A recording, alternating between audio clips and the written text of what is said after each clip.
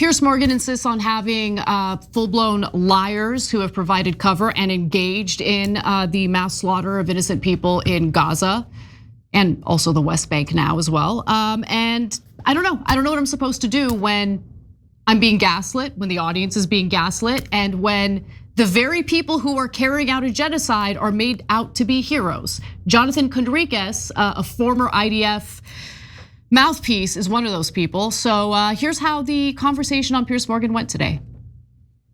I can't stand these people and their disgusting lies. But excuse me, I was talking, and then you started interrupting. To be with their families as Israel is being attacked. Go back to Israel. Put your uniforms on. All right, I'm not going to go. I'm going to be serious and be of our factual. soldiers died in Iraq. You didn't send a single IDF soldier. Not one IDF soldier was sent to Iraq. Our soldiers died on your behalf.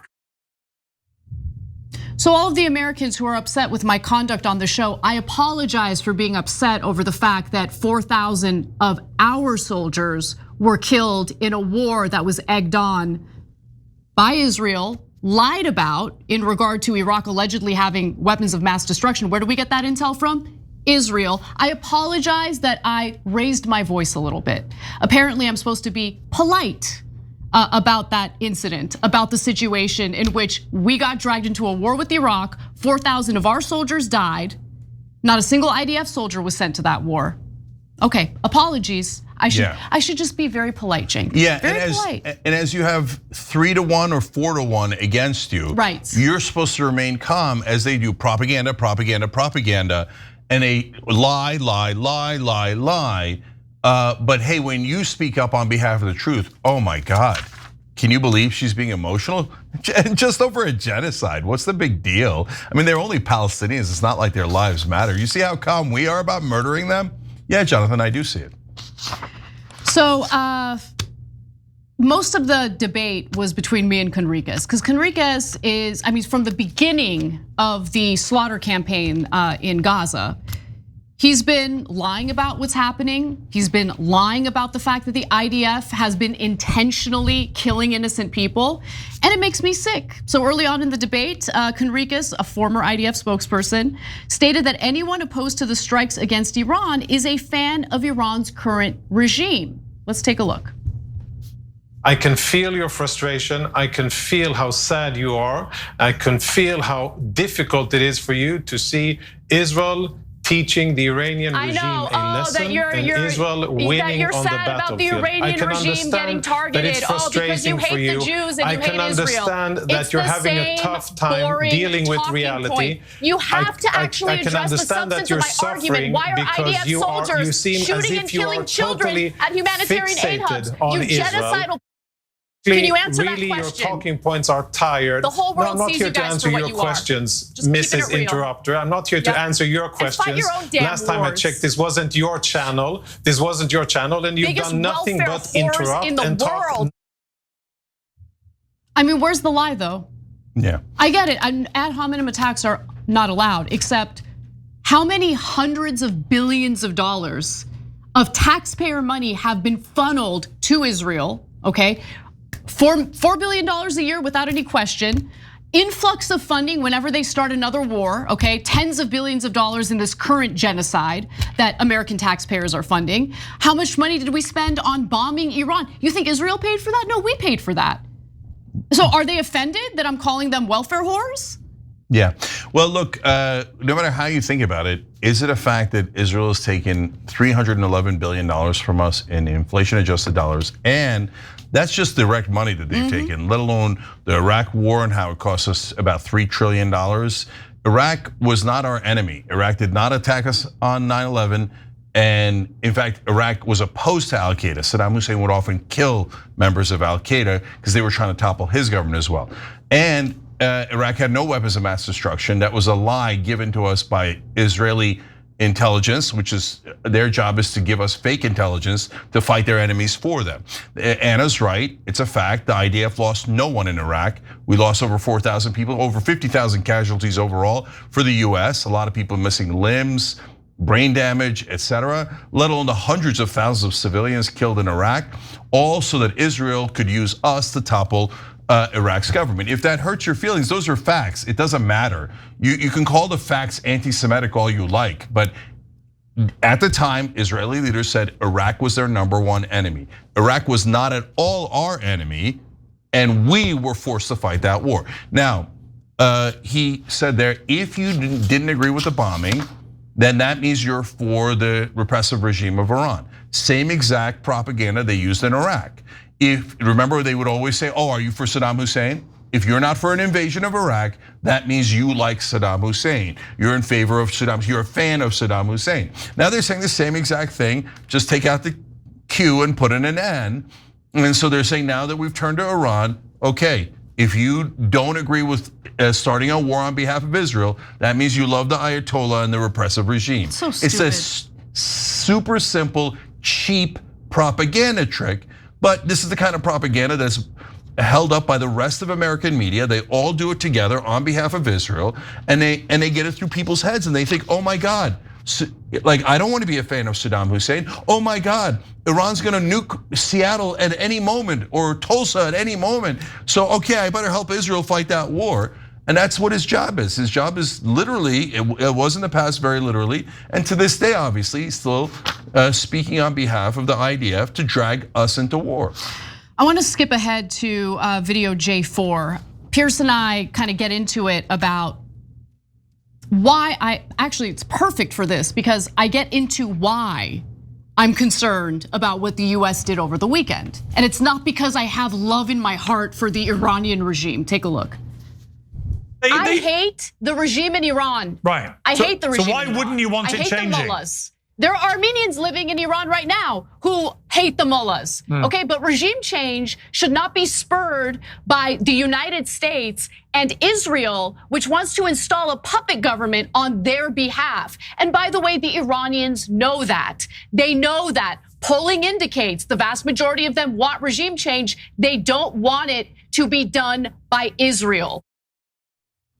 And just to prove that I know what I'm talking about, let's go to Conricus next, who basically confirms what I just said. I can say this not officially as a spokesperson, but this is what I understand. Israel definitely is trying to bring about regime change in Iran. Why? Because it would be better for the entire region, for the Iranian people, and definitely for Israel. I apologize that I raised my voice and I hurt people's feelings today on Piers Morgan's show.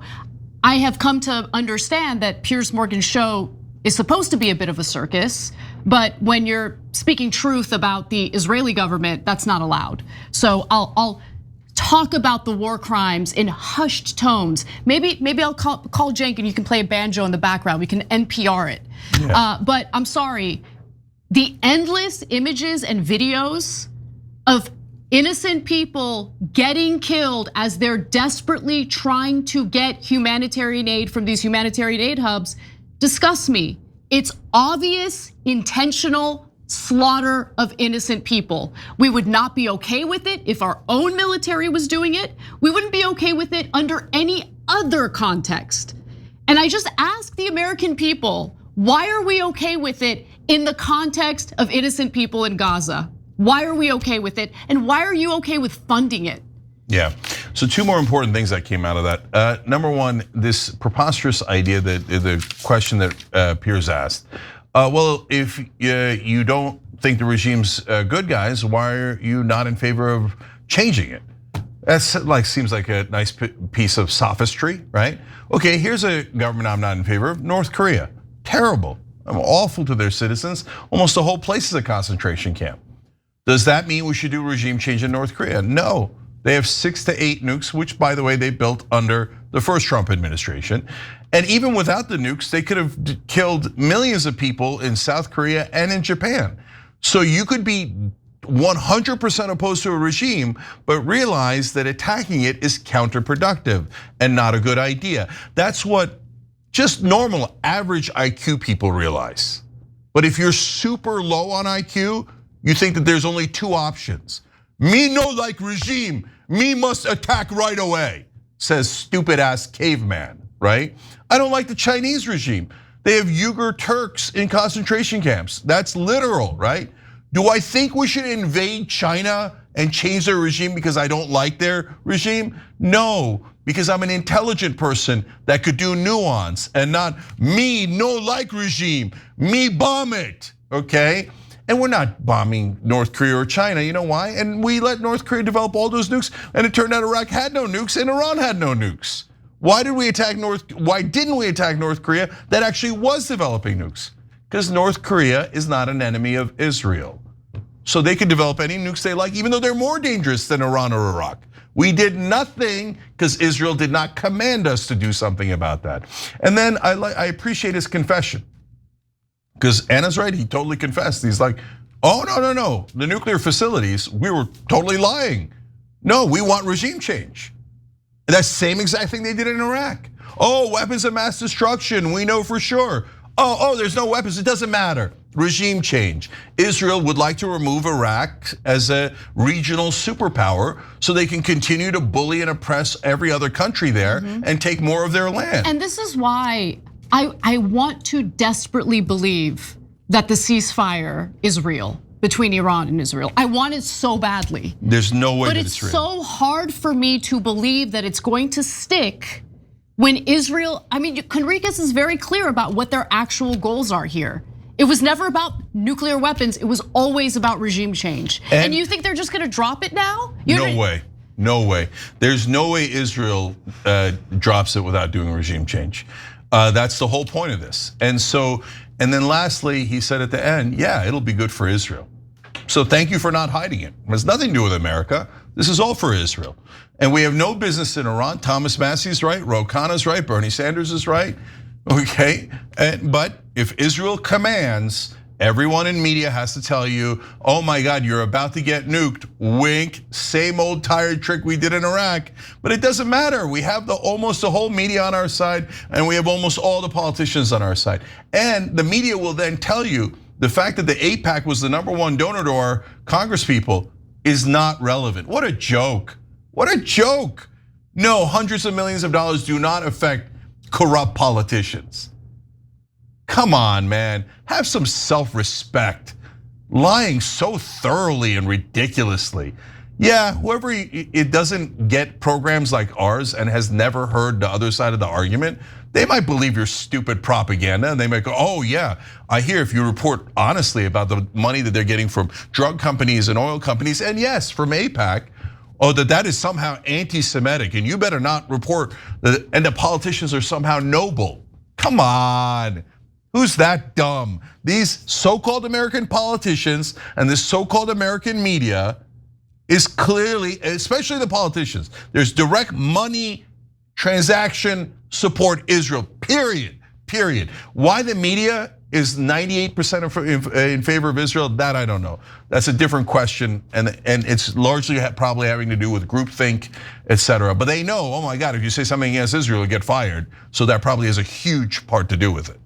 So, I mean, it's kind of incredible because lately, I think because of my first appearance on Piers Morgan that went viral recently, because of my CNN appearance, there's definitely an organized and orchestrated effort to get me banned right now.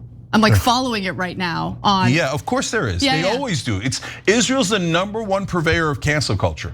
I mean, they'll literally have you kidnapped off the streets of America with masked men and put you in a van and send you to a prison in Louisiana for criticizing Israel, for writing an op-ed against Israel. Yep. For words against Israel can get you arrested in America. And they say that Israel isn't controlling America? I mean, what kind of ludicrous thing is this? Are you getting arrested for criticizing Norway? Or our government? Or Bolivia or America? Like, come on. No. But you literally get arrested if you criticize Israel. They find an excuse. Oh, you're a Fulbright scholar, PhD student. But you're not a citizen. But wait a minute, everybody here has the same freedom of speech. It doesn't matter. We'll just, boogeyman. Oh, do you know she's Muslim and he's Muslim and you have to hate all the Muslims. But I'm really worried about bigotry. So don't say anything about Israel because I'll call you an anti-Semite bigot, okay? Because I'm so worried about it. But you could just arrest any goddamn dirty Muslim you like and we'll call them all terrorists. Because that's what American media does. They're just a giant propaganda machine to get you to hate Muslims so that we'll fight Israel's wars for them. Every time you ring the bell below, an angel gets his wings. totally not true. But it does keep you updated on our live shows.